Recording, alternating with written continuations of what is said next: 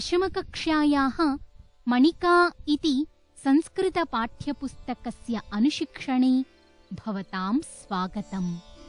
अधुना वयं प्रथमपाठस्य द्वितीयं भागं पठामः। द्वितीयभागस्य प्रथमं श्लोकम् अधुना पठामः।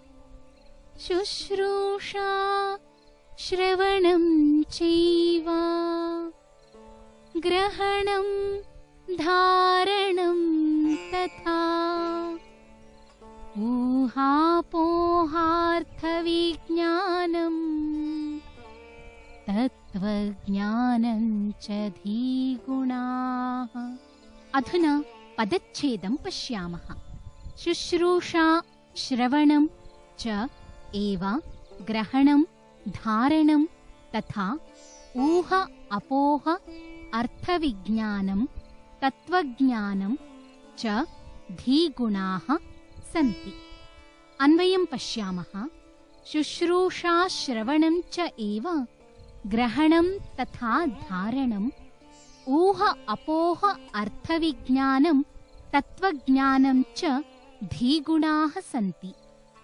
अधुना भावं पश्यामः। गुरूणां सेवा, तस्य वचनस्य श्रवणं, श्रुत्वा तस्य स्वीकारः, स्वीकृत्य हृदये धारणम्, अनुमानेन सार्थकतर्केण अर्थस्य विशेषज्ञानम्, एवञ्च मूलतत्त्वस्य ज्ञानम्, एते बुद्धेः गुणाः अर्थात् धीगुणाः सन्ति। अतः एते गुणाः येषां पार्श्वे भवन्ति ते बुद्धिमन्तः भवन्ति।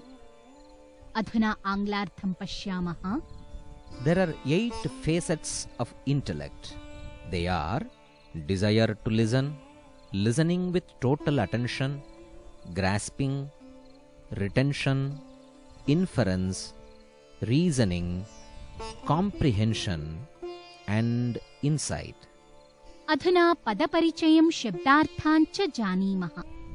शुश्रूषा इत्यत्र श्रुधातोः सनन्तप्रत्ययः आकारान्तस्त्रीलिङ्गशब्दस्य प्रथमा विभक्तिः एकवचनम् अस्ति, अर्थात् श्रोतुम् इच्छा।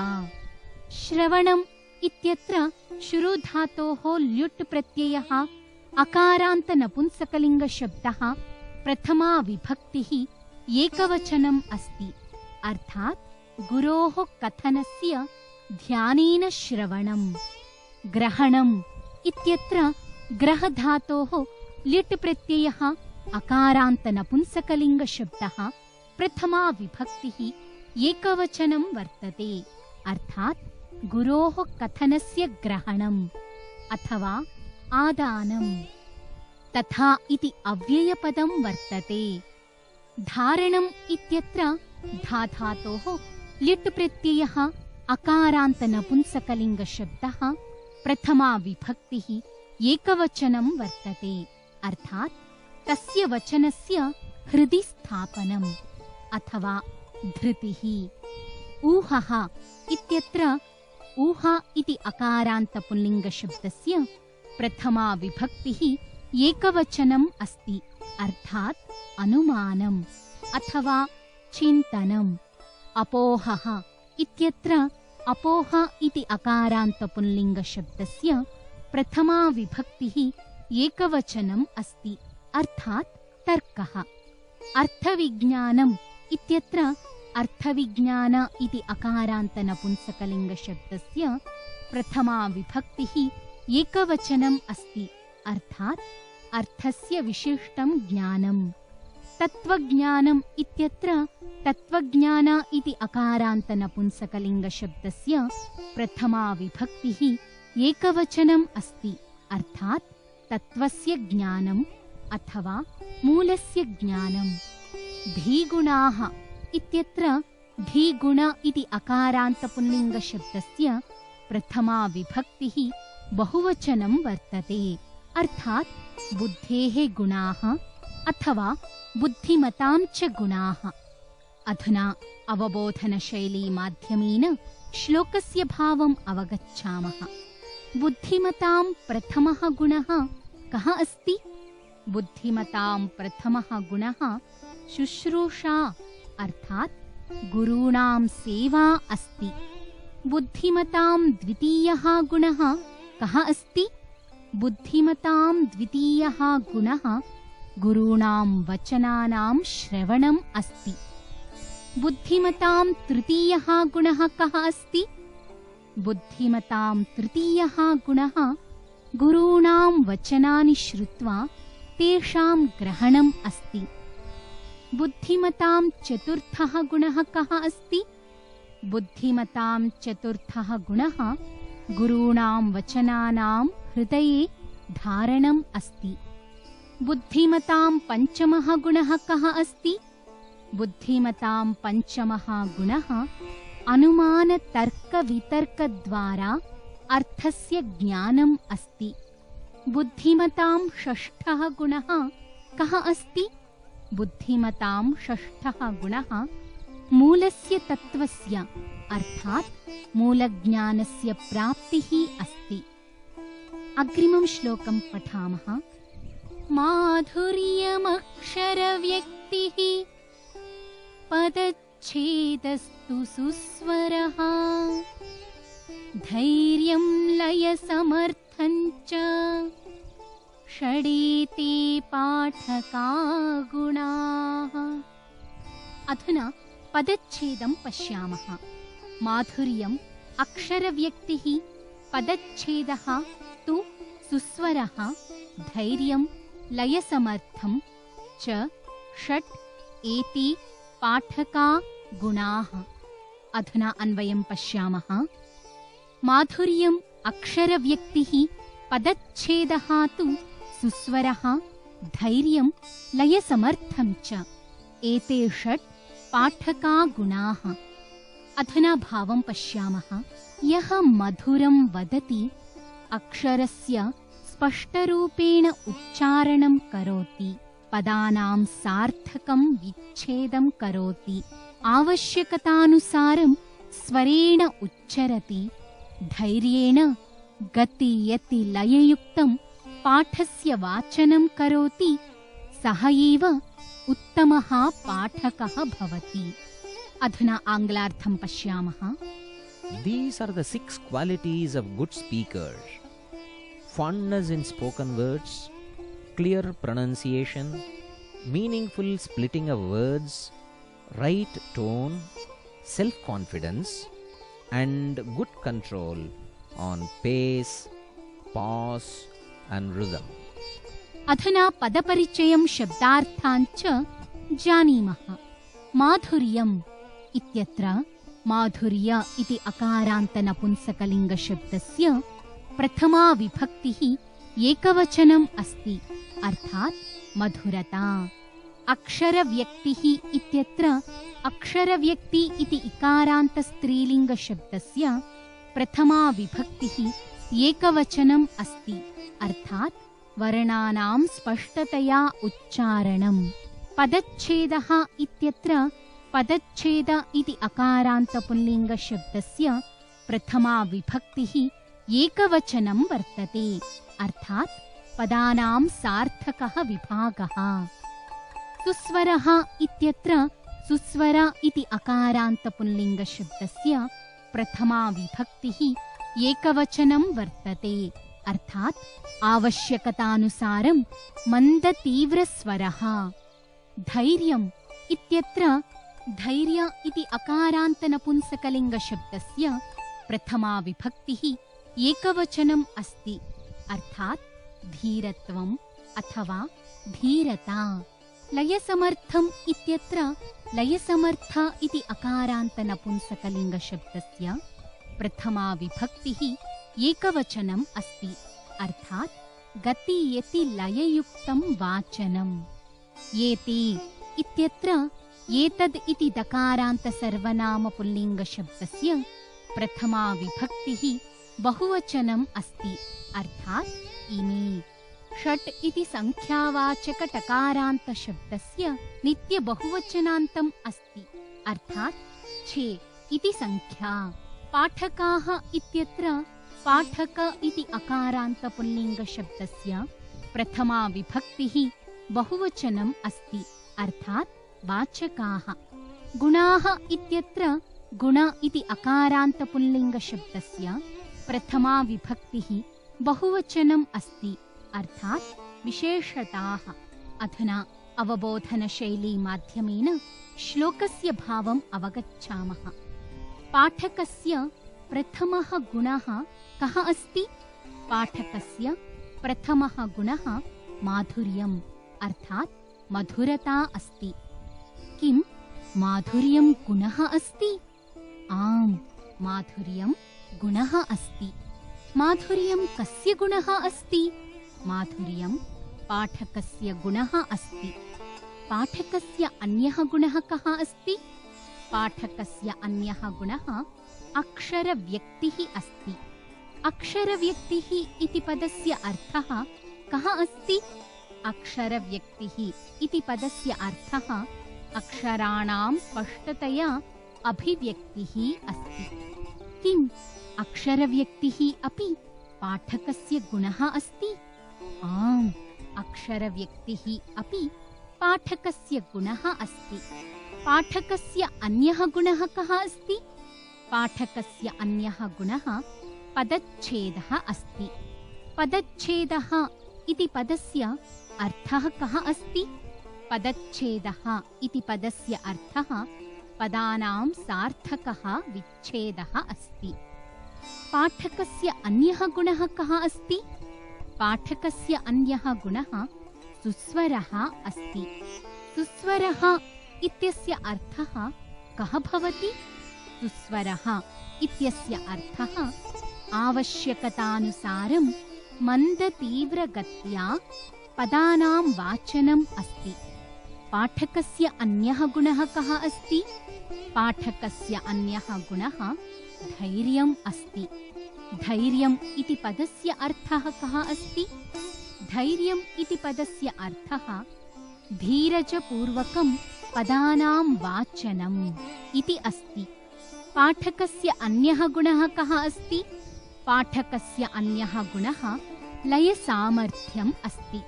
लयसामर्थ्यम् इति पदस्य अर्थः कः अस्ति?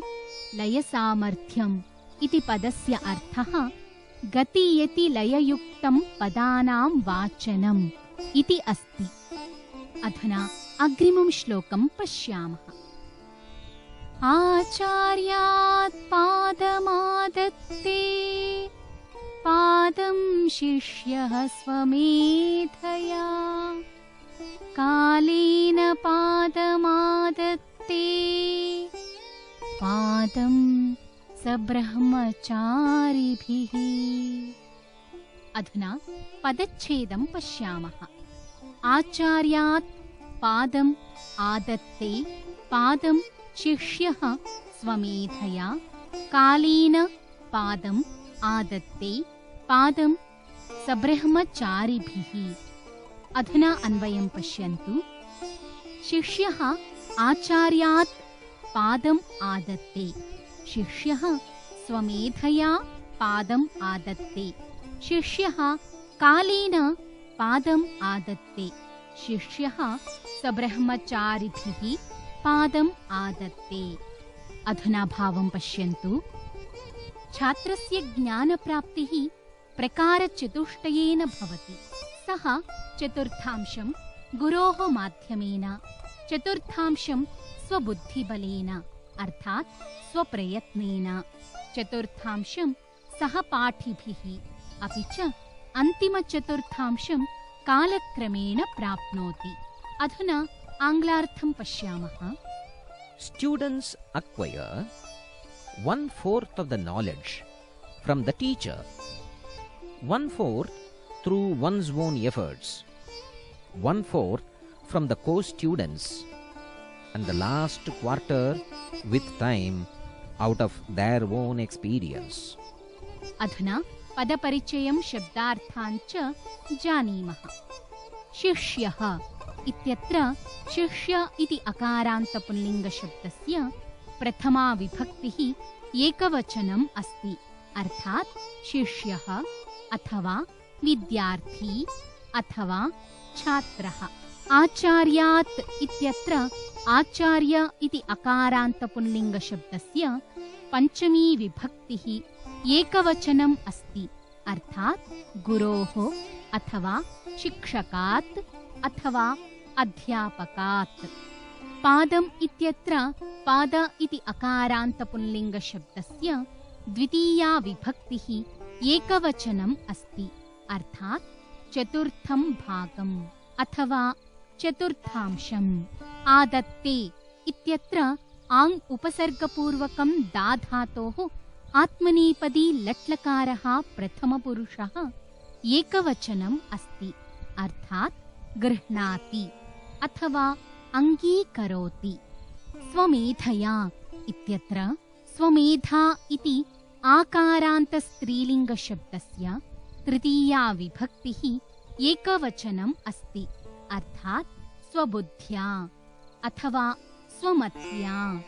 कालेन इत्यत्र काल इति अकारान्तपुल्लिङ्गशब्दस्य तृतीया विभक्तिः एकवचनम् अस्ति, अर्थात् समयेन।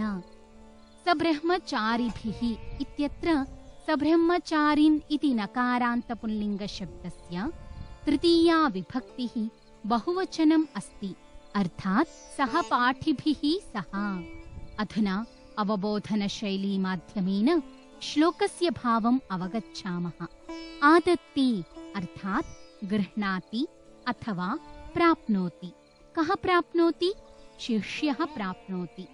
शिष्यः किं प्राप्नोति? शिष्यः चतुर्थांशं चतुर्थं भागं वा प्राप्नोति।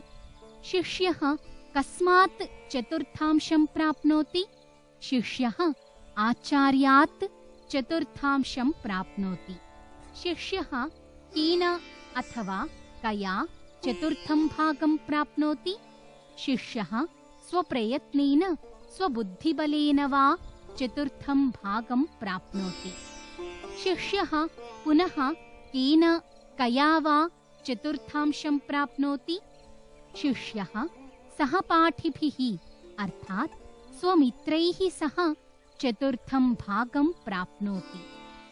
शिष्यः केन कया वा अन्तिमं चतुर्थं भागं प्राप्नोति?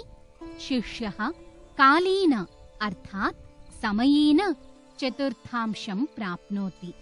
अधुना अग्रिमं श्लोकं पठामः। अनुद्वेगकरं वाक्यं सत्यं प्रियहितं च यत् स्वाध्यायाभ्यसनं चैव वाङ्मयं तप उच्यते। अधुना पदच्छेदं पश्यामः। अनुद्वेगकरं वाक्यं सत्यं प्रियहितं च यत् स्वाध्याय अभ्यसनं च एव वाङ्मयं तपः उच्यते। अधुना अन्वयं पश्यामः।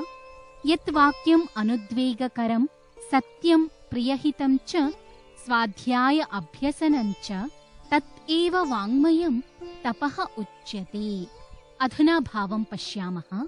यद्वचनम् उद्वेगकरम् अर्थात् कष्टकारकं न भवति, सत्यं मधुरं कल्याणकरं भवति, स्वपाठस्य अभ्यासेन युक्तं पुनरावृत्तियुक्तं च भवति, तद्वचनं वाण्याः साधना अस्ति।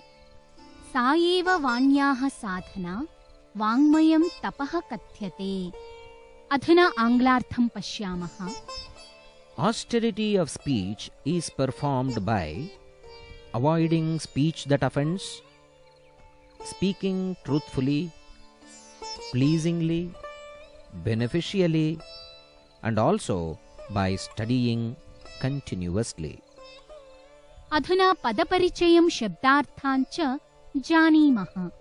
यत् इत्यत्र यद् इति दकारान्तनपुंसकलिङ्गसर्वनामशब्दस्य प्रथमा विभक्तिः एकवचनम् अस्ति, अर्थात् यत्किमपि।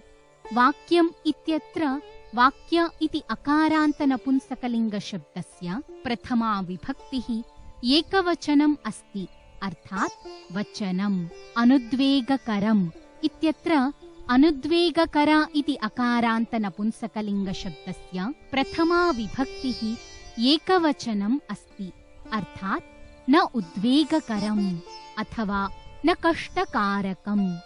सत्यम् इत्यत्र सत्य इति अकारान्तनपुंसकलिङ्गशब्दस्य प्रथमा विभक्तिः एकवचनम् अस्ति, अर्थात् ऋतम् अथवा सत्यम्।